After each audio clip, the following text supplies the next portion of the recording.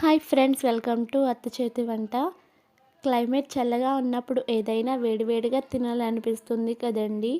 అందులోని మనకు ముందుగా గుర్తొచ్చేది పకోడీ.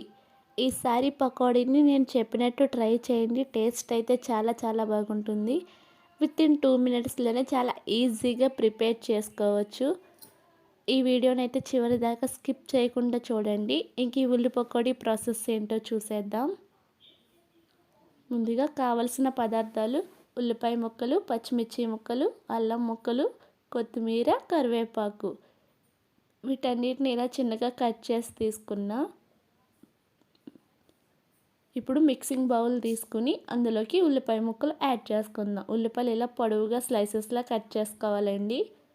ఇందులోకి అల్లం ముక్కలు, పచ్చిమిర్చి ముక్కలు, కరివేపాకు, కొత్తిమీర వీటన్నిటిని వేసుకుందాం.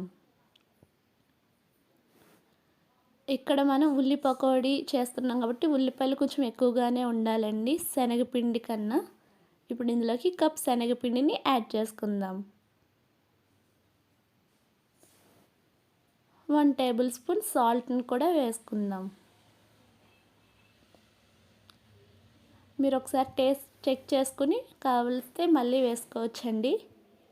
కొద్ది కొద్దిగా వాటర్ యాడ్ చేసుకుంటే ఈ వెజిటేబుల్స్ ఈ పిండిలో బాగా కలిసేలాగా మొత్తం అంతా ఇలా మిక్స్ చేసుకోవాలి.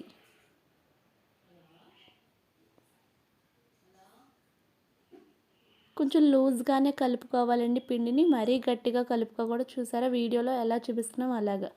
ఇప్పుడు ఒక వైపున ఆయిల్ హీట్ చేసుకుందాం. ఆయిల్ హీట్ అయ్యాక ఇలా చిన్ని చిన్ని పకోడీలా తీసుకుని ఆయిల్లో ఫ్రై చేసుకోవాలి.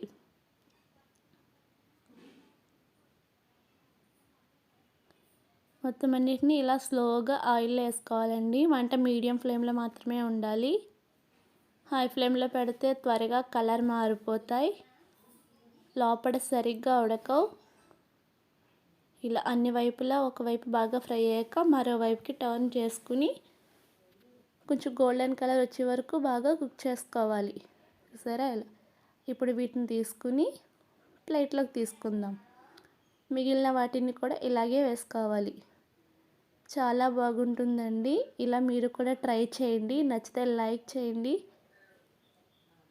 మీ ఫ్రెండ్స్తో షేర్ చేసుకోండి, మా ఛానల్ని సబ్స్క్రైబ్ చేసుకోండి. Thanks for watching.